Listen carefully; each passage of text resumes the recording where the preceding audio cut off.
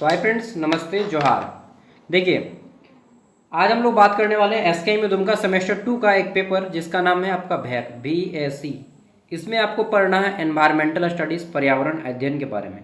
ठीक है, तो हम लोग ये पार्ट 1 शुरू कर रहे हैं। इसमें हम आपको सिलेबस बताएंगे एनवायरमेंटल स्टडीज़ का, फिर पार्ट 2, पार्ट 3। ये पेपर आपका ज़्यादा संभावना है कि ऑब्जेक्टिव आएगा, इसलिए मैं इसका ऑब्जेक्टिव कराऊंगा पहले, फिर आपका मैं सब्जेक्टिव कराऊंगा। लेकिन सिलेबस जानना ज़रूरी है दोस्त ना, इसलिए सिलेबस कराऊंगा। आज हम लोग के कॉलेज में फेयरवेल था। फेयरवेल मतलब समझते हैं, दिल छाप है ना। दिल में दर्द सा जगह है। दाढ़ी मुझ बढ़ गया है ना, कोई बात नहीं, सेव कर लेंगे। तो फेयरवेल होता है जब दीक्षांत समारोह, नाम सुने होंगे आप लोग, जब विदाई समारोह भी बोलते हैं ना। और एक होता है फ्रेशर्स पार्टी, जो नया नया बच्चे जाते हैं। तो ये सब शहर में होता है, गांव में ये सब होता नहीं है। मैं शुरू से सरकारी स्कूल का बच्चा हूँ, तो ये सब कुछ नहीं होता था। देखते हैं क्या मिला है। अरे कलम है, 10 टकिया एगो कलम है, कलम। तो 10 टकिया नहीं, 25 टकिया कलम है जी। चलिए, 20 टकिया कलम है। खैर, शुरू करते हैं हम लोग। तो एसके में Dumka Sido Kanhu Murmu university Dumka, back paper environmental study. ठीक है, देख लेते हैं। तो इसमें पढ़ना है आपको पर्यावरण अध्ययन में क्या क्या पढ़ना है, यही सिलेबस में अभी हम लोग जानेंगे। ओके, और इसका PDF भी मैं वीडियो का डिस्क्रिप्शन में दे दूंगा। यहाँ पे एक एक करके सब कुछ जानेंगे। पहले हम लोग देखते हैं सिलेबस। तो ये पेपर आपका 50 मार्क्स का होने वाला है। टाइमिंग जो है 90 मिनट मिलेगा इसमें आपको। क्वालिफाइंग मार्क्स 20 नंबर लाना होगा। ठीक है, पेपर ज़्यादा संभावना है कि ऑब्जेक्टिव आएगा। इसमें 2 यूनिट है। पहला यूनिट 1, जिसमें आपको introduction and components of environment, ठीक है, पर्यावरण का परिचय और उसके घटक के बारे में पढ़ना है। दूसरा है आपका social issue, sustainability and human impact. ठीक है, सामाजिक मुद्दे, सतत और मानव पर इसका प्रभाव, ये जानेंगे। अब चलिए एक एक करके हम लोग पढ़ते हैं पूरा विस्तार से कि पर्यावरण अध्ययन पेपर है। पेपर का नाम है भैक। भैक मतलब value added course environmental studies. Full marks 50, समय 90 मिनट, क्वालिफाइंग मार्क्स 20। ठीक है, 2 क्रेडिट का पेपर है। 2 क्रेडिट मतलब 50 मार्क्स। 1 क्रेडिट बराबर होता है 25 नंबर। पहला है यूनिट 1, जिसमें आपको introduction and components of environment, यानी कि पर्यावरण का परिचय और उसके घटक पढ़ने हैं। इसमें क्या क्या है, तो इसमें हमारा इन्वायरमेंटल स्टडीज़, पर्यावरण अध्ययन। ठीक है, इसमें पढ़ना है आपको पर्यावरण अध्ययन क्या है, इसका परिभाषा, पर्यावरण अध्ययन का क्षेत्र और इसका महत्व। ठीक है, इसमें समझना है कि पर्यावरण क्या है, मानव जीवन के लिए क्यों महत्वपूर्ण है ये पर्यावरण। तो पर्यावरण किसे कहते हैं, हमारे चारों ओर उपस्थित सभी निर्जीव और सजीव के समूह को पर्यावरण कहते हैं। मनुष्य के चारों ओर जितने भी आप निर्जीव या सजीव कुछ भी वस्तु देख रहे हैं, वो सब पर्यावरण है। मनुष्य के चारों ओर की समस्त चीज पर्यावरण है, सब कुछ, एवरीथिंग। ठीक है, पर्यावरण के घटक क्या है, 2 को, सजीव और निर्जीव। ठीक है, सजीव जिसको हम लोग बोलते हैं जैविक, जिसमें जीवन पाया जाता है। ठीक, इंग्लिश में बोलते हैं बायोटिक कंपोनेंट। सजीव इसी को बोलते हैं जिसमें पौधे, जानवर, मनुष्य, सभी सूक्ष्म जीव आ जाएंगे। दूसरा होता है निर्जीव, जिसको इंग्लिश अजैविक भी बोलते हैं। ठीक है, सजीव और निर्जीव। तो निर्जीव में क्या आता है, अजैविक, इसको बोलते हैं, पर्यायवाची नाम है अजैविक। आपको यहाँ पे सजीव और निर्जीव नहीं बोलना है, आपको जैविक और अजैविक बोलना है। निर्जीव मतलब अजैविक, जिसमें जीवन नहीं पाया जाता है, इंग्लिश में बोलते हैं एबायोटिक। अब हवा में जीवन नहीं पाया जाता है, वाटर पानी में जीवन नहीं पाया जाता है, सॉइल यानी कि मृदा, मिट्टी, माटी में भी जीवन नहीं पाया जाता है, सनलाइट यानी कि सूरज का प्रकाश, इसमें भी जीवन नहीं पाया जाता है, टेम्परेचर यानी कि तापमान में भी जीवन नहीं पाया जाता है। तो जिसमें जीवन नहीं पाया जाता है उसको क्या बोलते हैं, निर्जीव। लेकिन यहाँ पे अब आपको अजैविक बोलना है। अजैविक, जैविक मतलब जीवन पाया जाता है, अजैविक मतलब जीवन नहीं पाया जाता है। समझ गए। तो विश्व में जितने भी चीज़ें या तो जैविक है या फिर निर्जैविक है। ठीक है, जैविक है या अजैविक है, इन दोनों घटकों, ठीक है, जैविक और अजैविक घटक के मिलने से पर्यावरण का निर्माण होता है। नेक्स्ट, अगला जाता है मानव एवं पर्यावरण का संबंध कैसा है? तो देखिए, मानव पर्यावरण पर निर्भर है। हम सभी मनुष्य पर्यावरण पे ही निर्भर है। कुछ भी खाते हैं तो पर्यावरण से प्राप्त करते हैं। हम लोग खुद पर्यावरण यानी कि मिट्टी पे रहते हैं, ठीक।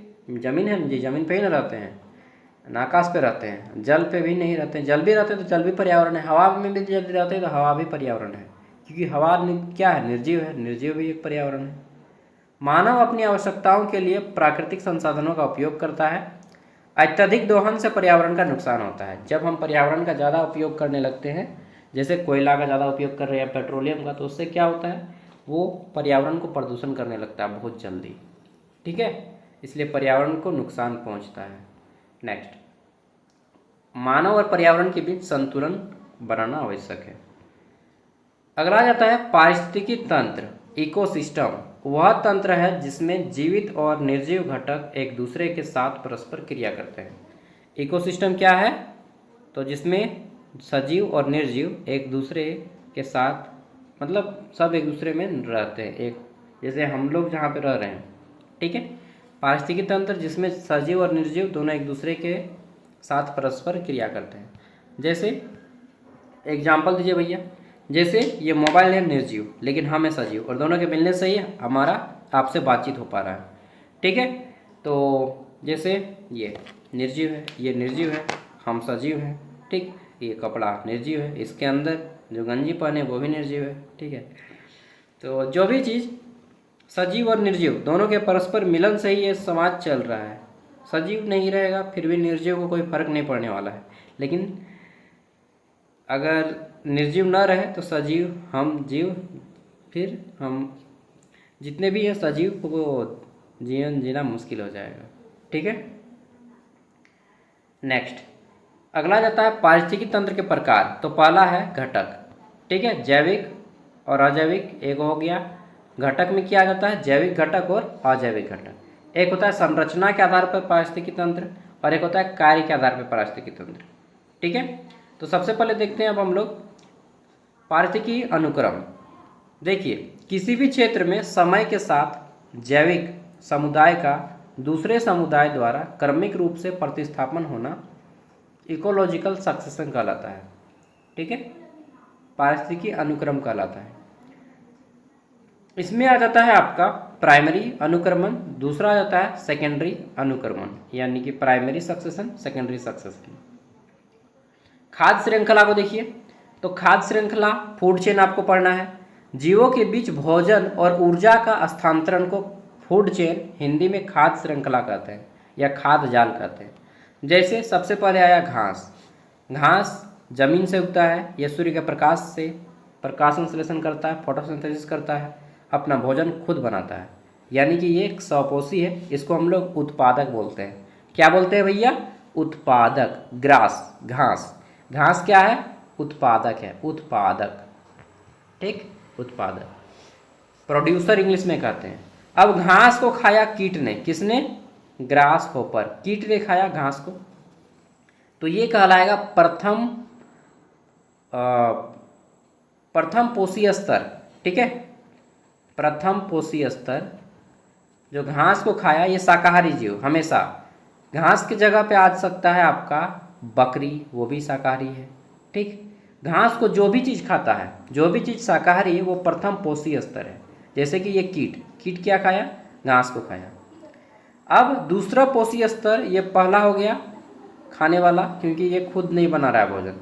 अब मेढक जो है, फ्रॉग, ये द्वितीय पोषी स्तर है। क्यों, क्योंकि ये दूसरे नंबर पे आ रहा है जो इसको खा के भोजन बना रहा है। घास किसी को नहीं खाया, इसलिए वो उत्पादक है, लेकिन घास को किसने खाया, कीट ने, तो एक प्रथम पोषी स्तर। दूसरा पोषी स्तर आ जाता है मेढक, क्योंकि इसने कीट को खाया। अब मेढक को खाया सांप, ठीक है, स्नैक, तो ये तीसरा पोषी स्तर है। स्नैक को किसने खाया, बाज ने, तो बाज कौन सा आ जाएगा, चौथा पोषी स्तर। अगर यहाँ पे घास को बकरी खाती, कौन खाती, बकरी, तो बकरी हो जाती प्रथम पोषी स्तर। घास तो हमेशा उत्पादक रहेगा, उत्पादक, ठीक। प्रथम पोषी स्तर बकरी हो जाती अगर बकरी खाती तो। अब बकरी को किसने खाया, तो बकरी को खाया मनुष्य ने, तो मनुष्य हो जाता है यहाँ पे द्वितीय पोषी स्तर। अब जैसे बाज खाया, बाज को तो कोई नहीं खाएगा और मनुष्य को भी कोई नहीं खाएगा, ठीक है। तो मरने के बाद क्या होता है, बाज का या फिर जो भी मनुष्य मरने के बाद क्या होता है, वो मिट्टी में मिल जाते हैं। मिट्टी फिर क्या होती है, फिर सड़े गड़े पदार्थ से सूक्ष्म जीव इसका अपघटन करते हैं। क्या करते हैं, अपघटन। अपघटन, जो भी जीव अंत में जो मरता है वो मिट्टी में मिल जाता है। मिट्टी में मिलने के बाद अपघटन होता है उसका, फिर से वो खुखड़ी जिसको हम लोग मशरूम बोलते हैं उसमें उग जाते हैं, या फुटका बोलते हैं उसमें उग जाते हैं, या फिर से वो घास बनते हैं। ठीक है, तो ये चक्र चलता रहता है घूम फिर के। ठीक है, नेक्स्ट अगला जाता है खाद्य जाल। तो खाद्य जाल, जब कोई चेन खाद्य जाल आपस में जुड़ी होती है तो उसे फूड वेब बनते हैं। यह एक मार्ग है, अनेक जुड़े हुए मार्ग हैं। ये फूड चेन का उदाहरण था। इसमें ऊर्जा का हस्तांतरण होता है। घास का ऊर्जा किसने लिया, कीट ने। कीट का ऊर्जा किसने लिया, मेढक ने। मेढक का ऊर्जा किसने लिया, सांप ने। सांप का ऊर्जा किसने लिया, बाज ने। बाज का ऊर्जा कहाँ जाता है, मिट्टी में। मिट्टी का ऊर्जा फिर से घास में आता है। समझे। चलिए, तो ये क्रम चलता रहता है, जाल बनता है इससे, इसी को खाद्य जाल कहते हैं। नेक्स्ट पारिस्थितिकी पिरामिड। तो पारिस्थितिकी पिरामिड विभिन्न पोषण स्तरों को प्रदर्शित करता है। इसमें संख्या का पिरामिड है, जैवभार का पिरामिड है और ऊर्जा का पिरामिड है। ये सब हम लोग पढ़ेंगे डिटेल में। नेक्स्ट है ऊर्जा का प्रवाह। इकोसिस्टम में ऊर्जा का प्रवाह एक दिशा में होता है, यूनिडायरेक्शनल होता है। पूछा जाता है कि इकोसिस्टम में एनर्जी फ्लो में ऊर्जा का प्रवाह, इकोसिस्टम में ऊर्जा का प्रवाह कितने दिशा में होता है, तो एक दिशा में होता है, यूनिडायरेक्शनल होता है। ऊर्जा मुख्यतः सूर्य से प्राप्त होती है। किससे प्राप्त होती है, सूर्य से। तो प्रोड्यूसर्स से कंज्यूमर और फिर डीकम्पोजर तक ऊर्जा का स्थानांतरण होता है। ओके, प्रत्येक ट्रॉपिक लेवल पर ऊर्जा का कुछ भाग ऊष्मा के रूप में नष्ट होता है। लॉ ऑफ थर्मोडायनेमिक्स, ऊष्मागतिकी का नियम, तो ऊष्मागतिकी का नियम पर्यावरण में विशेष रूप से फर्स्ट लॉ और सेकेंड लॉ को आपको जानना है। ठीक है, फर्स्ट लॉ क्या बोलता है कि ऊर्जा न तो उत्पन्न की जा सकती है और न ही नष्ट की जा सकती है। ऊर्जा केवल एक रूप से दूसरे रूप में रूपांतरण हो सकती है, ऊर्जा कभी खत्म नहीं होती। पहला लॉ क्या बोलता है कि ऊर्जा कभी समाप्त नहीं होगा मेरे बच्चे। ठीक है, ऊर्जा कभी खत्म नहीं होगा। ऊर्जा का केवल एक रूप से दूसरे रूप में रूपांतरण हो सकता है। ठीक है, दूसरा लॉ बोलता है कि ऊर्जा के प्रत्येक रूपांतरण में कुछ ऊर्जा ऊष्मा में रूप में फैल जाता है। ठीक है, जब एक ऊर्जा दूसरे ऊर्जा में रूपांतरित होता है, जैसे ये कीट था, कीट को मेढक ने खाया तो ये ऊर्जा का क्या हुआ, कीट का ऊर्जा इसमें आ गया। और जब एक ऊर्जा दूसरे ऊर्जा में रूपांतरण होता है, मेढक के पास आया तो क्या हुआ, ऊष्मा निकलती है, ऊष्मा के रूप में फैल जाती है। ठीक है, तो दो ऊर्जा का लॉ है, ये आपको नोट डाउन करना होगा सिलेबस में। नेक्स्ट रिन्यूएबल रिसोर्सेस, नवीनीकरणीय संसाधन। रिन्यूएबल रिसोर्सेस क्या होता है, ऐसा संसाधन जिसको हम लोग दोबारा उपयोग कर सकते हैं। ठीक है, ऐसा संसाधन जिसको हम लोग दोबारा यूज कर सकते हैं।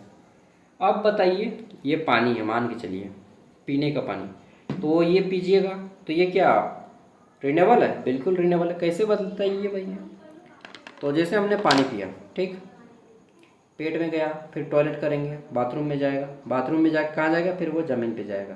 ठीक, ज़मीन से वो फिर पानी नीचे आएगा, फिर से वो ऊपर में आएगा। ठीक है, या फिर अगर मान लीजिए पानी पिए, ज़मीन में है, तालाब में, तालाब का पानी फिर क्या आ जाता है, ऊपर बादल बनता है, फिर बरसता है, फिर वही चक्र चलता रहता है। ये तो ऊर्जा क्या है, जल एक नवीकरणीय संसाधन, ऐसा संसाधन जो एक बार में नष्ट नहीं होता। सूर्य का प्रकाश आता है, ठीक, फिर वापस लौट के चला जाता है, आता है फिर वापस लौट के चला जाता है। हवा कभी ख़त्म होगा नहीं, चारों ओर घूमते रहेगा। यहाँ से हवा निकला तो गैस बाहर निकल गया, फिर वायुमंडल में गया, फिर इधर। तो हवा, सूर्य का प्रकाश, जल, ठीक है, जंगल भी कभी ख़त्म नहीं होगा, लेकिन ये तो ख़त्म हो जाएगा, हाँ, लेकिन ये फिर से उग जाएगा। जैसे आपने पेड़ को काट दिया, ठीक, अब अगर पौधा लगाएंगे तो फिर से तो बन जाएगा, हाँ, तो ये भी हमारा रिन्यूएबल है। नॉन रिन्यूएबल कौन है, अनवीकरणीय, जो दोबारा उत्पन्न नहीं होगा। जैसे कोयला एक बार ख़त्म हो गया तो दोबारा नहीं आएगा, पेट्रोल एक बार ख़त्म हो गया तो दोबारा नहीं आएगा। ठीक है, तो नवीनीकरणीय में सौर ऊर्जा, हवा, ठीक, पानी, जंगल, ये सब आएगा। और नवीकरणीय जो दोबारा उत्पन्न नहीं किया जा सकता, कोयला हो गया, पेट्रोलियम हो गया, नेचुरल गैस जिसमें कि एलपीजी वगैरह आ जाता है, मिनरल्स जितने भी खनिज है, यूरेनियम वगैरह, एक बार ख़त्म हो गया तो दोबारा उत्पन्न नहीं होगा। नेक्स्ट, अब आगे देख लेते हैं। तो अगला जाता है हमारा ये बायोजियोग्राफिकल क्लासिफिकेशन ऑफ इंडिया। तो भारत को उसकी भौगोलिक एवं जैविक विशेषताओं के आधार पर विभिन्न बायोजियोग्राफिकल जोन में बांटा गया है। इसमें भारत की जैव विविधता और विभिन्न क्षेत्रों की प्राकृतिक विशेषताओं को समझना है। देखिए, जैव विविधता क्या है? जैव मतलब जीव, विविधता मतलब भिन्नता, यानी कि अनेक प्रकार के जीवों का निवास। ठीक है। बायोडायवर्सिटी का अर्थ है किसी क्षेत्र में पाए जाने वाले विभिन्न प्रकार के जीव जंतु और वनस्पतियों में विविधता। इसमें आ जाता है पारिस्थितिक मूल्य, ठीक, आर्थिक मूल्य, नैतिक मूल्य, सांस्कृतिक मूल्य, ये सभी मूल्य आते हैं। नेक्स्ट आता है जैव विविधता के खतरे। तो पहला है आवास, ठीक है, आवास खत्म किया जा रहा है। जैसे कि जंगल में रहा तो जंगल को काट दिया गया तो उनका जीव जंतुओं के आवास खत्म हो गए हैं। अवैध शिकार किया जा रहा है, ठीक है, जैसे कि जंगल में मान लीजिए जो बराह लोग हैं यानी कि सुअर को उसको मार के खाया जा रहा है, ठीक। और आक्रामक प्रजातियां हैं कुछ, ठीक, जो कि खुद जंगली जीवों को नष्ट करती हैं। जलवायु परिवर्तन से भी इनके घर, इनका जीवन नष्ट होता है। जंगल के जितने भी जैव विविधता है, अलग अलग प्रकार के जीव हैं, ठीक है। ये था यूनिट 1। अब आता है यूनिट 2। यूनिट 2 है आपका सामाजिक मुद्दे, सततता और मानव प्रभाव। तो इसमें आ जाता है पर्यावरण प्रदूषण। सबसे पहले आपको मालूम है कि प्रदूषण क्या है? किसी भी प्रकार के शुद्धता में जब हम किसी मिलावट मिलाते हैं तो उसको हम लोग प्रदूषण कहते हैं, ठीक है। प्रदूषण कई प्रकार का होता है, जैसे वायु में प्रदूषण, एयर पोल्यूशन, जल प्रदूषण जिसको वाटर पोल्यूशन बोलते हैं, मृदा प्रदूषण यानी कि सॉइल पोल्यूशन, फिर आ जाता है नॉइज पोल्यूशन यानी कि ध्वनि प्रदूषण, ठीक। 4 गो हो गया। 5वां है आपका तापीय प्रदूषण, ठीक, जैसे कि सूर्य के ओजोन परत से हानिकारक निकलती है। नाभिकीय प्रदूषण, तो ये हमारे 6 गो प्रदूषण हो गए हैं। हर प्रदूषण के लिए कारण क्या है, प्रभाव क्या है और नियंत्रण का उपाय क्या है, ये आपको जानना है, ठीक है। नेक्स्ट आ जाता है सॉइल प्रदूषण, ठोस अपशिष्ट प्रबंधन, सॉइल। इसमें देखिए पढ़ना है आपको कि कितने प्रकार के अपशिष्ट होते हैं, कितने प्रकार के अपशिष्ट के बाद कचरा का संग्रह कैसे किया जाता है, वेस्ट कलेक्शन, कचरा का निपटान कैसे किया जाता है, वेस्ट मैनेजमेंट, ओके। फिर 3R का फॉर्मूला आ जाता है जिसमें हम लोग करते हैं रिड्यूस, रीयूज और रिसाइकल, यानी कि कम से कम उपयोग करें। मान लीजिए आपके पास गाड़ी है तो गाड़ी का कम से कम उपयोग करें, ठीक। पुनः उपयोग, जैसे कोई यूज किया सामान, जैसे मान लीजिए आपने कोई प्लास्टिक यूज किया है तो उसका कम से कम उपयोग करें, दोबारा उपयोग करें उसी प्लास्टिक को धो के फिर से, ठीक है। फिर आता है पुनर्चक्रण, यानी कि जो प्लास्टिक है उसको कबाड़ी को दे दीजिए, बोतल है तो कबाड़ी को दे दीजिए, फिर वो जाके चक्र होगा, ठीक है। तो इसी को बोलते हैं रीयूज, रीड्यूस और रिसाइकल। 3R का सिद्धांत, 3R का सिद्धांत इसको कहते हैं। नेक्स्ट आ जाता है पर्यावरणीय आपदाएं। जैसे पर्यावरण में पहला है भोपाल गैस त्रसदी। मध्य प्रदेश के भोपाल में 1984 में एक, ये मैं कहानी आपको बता देता हूँ। 1984 में एक अमेरिका की कंपनी थी, उर्वरक फैक्ट्री, नाम था यूनियन कार्बाइड। एक मूवी बना है द रेलवे मैन, मूवी देख लीजिएगा, रो लीजिएगा, इतना मस्त है, ठीक है, इमोशन कर देगा आपको। तो उसमें बताया गया कि भोपाल गैस त्रासदी में वो मिथाइल आइसोसाइनेट गैस निकलता है, वहाँ के सभी लोगों का आँख जो होता है ना, क्या होता है, आँख से पहले जलने लगेगा, फिर आँख से ब्लड आने लगता है, सांस लेने में दिक्कत होती है, फिर व्यक्ति मर जाता है, ठीक है। वो गैस लीक कर गया था यूनियन कार्बाइड नाम की फैक्ट्री से।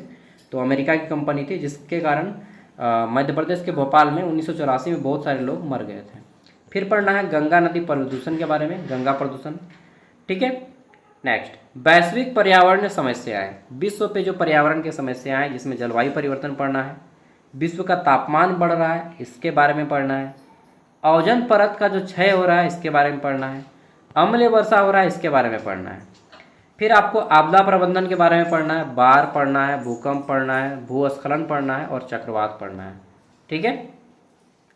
नेक्स्ट पर्यावरण कानून के बारे में पढ़ना है, जिसमें आपको एनवायरमेंट प्रोटेक्शन एक्ट 1986 पढ़ना है, जल प्रदूषण एक्ट पढ़ना है, वाटर पॉल्यूशन एक्ट पढ़ना है और जंगल जो बचाव है उसके बारे में पढ़ना है। ठीक, सतत विकास के बारे में पढ़ना है। सतत विकास क्या है? तो ऐसा विकास जिससे हमारा भी फायदा हो और हमारे आने वाली पीढ़ी पे कोई नुकसान ना पहुंचे। ठीक है, नेक्स्ट आता है पर्यावरण आंदोलन। तो इसमें आपको पढ़ना है चिपको आंदोलन, नर्मदा बचाओ आंदोलन। ठीक, नेक्स्ट आगे देख लेते हैं। अब पढ़ना है कुछ एनजीओ के बारे में, स्थानीय एनजीओ, सरकार, विद्यार्थी, ये सब पर्यावरण संरक्षण में क्या भूमिका निभाते हैं। वैल्यू मूल्य के बारे में पढ़ना है, प्रकृति के प्रति सम्मान, जिम्मेदारी, संसाधन की संभावना और संसाधन के विवेकपूर्ण उपयोग। नेक्स्ट पर्यावरण के प्रति जिम्मेदार व्यवहार में आपको पढ़ना है पानी की बचत, बिजली की बचत, प्लास्टिक का कम उपयोग, सार्वजनिक परिवहन का उपयोग, पेड़ लगाना, कचरे का निपटार और प्राकृतिक संसाधनों का संरक्षण। अंतिम कुछ पॉइंट है, जैसे कि संरक्षण की रणनीति है, किस तरह से हमें संरक्षण करना चाहिए। यथास्थान संरक्षण करना चाहिए, जिसने आपको national park, wild life sanctuary और बायोस्फीयर रिजर्व के बारे में पढ़ना है। हमारे झारखंड में एक बेतला नेशनल पार्क है, बेतला नेशनल पार्क को हिंदी में बोलते हैं राष्ट्रीय उद्यान। ठीक है, नेक्स्ट बाह्य स्थान संरक्षण, जिसमें आप जू मतलब चिड़ियाघर, ठीक है, बॉटेनिकल गार्डन और सीड बैंक के बारे में पढ़िएगा। और यहाँ से हमारा पूरा का पूरा कंप्लीट हो जाता है। ठीक है, ये पीडीएफ में वीडियो का डिस्क्रिप्शन में दे रहा हूँ, और जिनको ज्ञान सागर ऐप इंस्टॉल करना है कर लीजिएगा। वहाँ पे आपको सभी पेपर के नोट्स मिलेगा। कौन कौन पेपर का नोट्स मिलेगा भैया बता दीजिएगा। सब जितना पेपर है, सेमेस्टर 2 के, सेमेस्टर 3, 4, 5, 6, 7, 8 तक के सभी पेपर के नोट्स दिए जाएंगे सिर्फ 60 रुपये में 4 साल तक। ऐप जो लोग इंस्टॉल नहीं किए कर लीजिएगा। चलिए मैं बता दे रहा हूँ प्रोसेस, जो लोग देख रहे हैं देख लीजिए। तो ये है ज्ञान सागर ऐप, इसका लिंक आपको वीडियो का डिस्क्रिप्शन बॉक्स में मिल जाएगा। ठीक है, इंस्टॉल कर लेना है। इंस्टॉल करने के बाद क्या होगा, ये ऐप आपका ओपन हो जाएगा। लिंक डिस्क्रिप्शन में भी मिलेगा, प्ले स्टोर में भी मिलेगा। जोहार लिखा आएगा, जोहार मतलब झारखंडियों की पहचान है। बिरसा मुंडा का फोटो आएगा, ऑटोमेटिकली ऐप आपका यहाँ पे आके रुक जाएगा। यहाँ पे क्लिक करना है क्रिएट एन अकाउंट, इस पर क्लिक कीजिएगा। क्लिक करने के बाद क्या होगा, यहाँ पे आपको अपना नाम और फ़ोन नंबर देना है और फिर से क्रिएट एन अकाउंट पे क्लिक करना है। इस पर जैसे ही क्लिक करेंगे OTP आएगा, OTP डालिएगा, ऐप आपका ओपन हो जाएगा।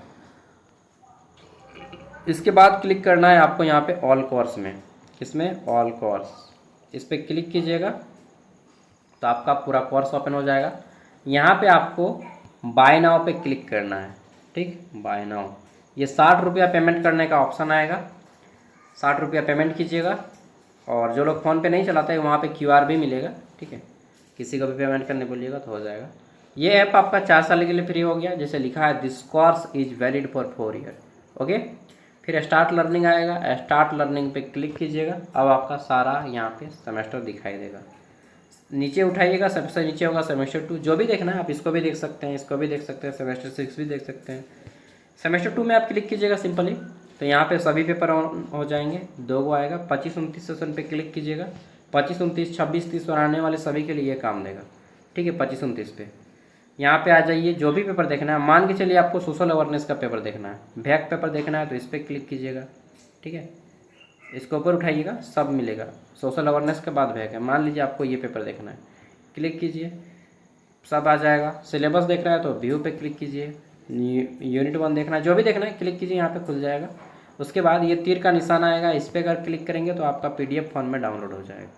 ठीक है, ये सारा प्रोसेस मैंने बता दिया और इसका PDF आज दे रहा हूँ, लेकिन सारा PDF चाहिए तो आप ऐप को इंस्टॉल कर लीजिएगा। ठीक है, 60 रुपया तो दाम ही है यार, और फ्री हो जाएगा सब कुछ।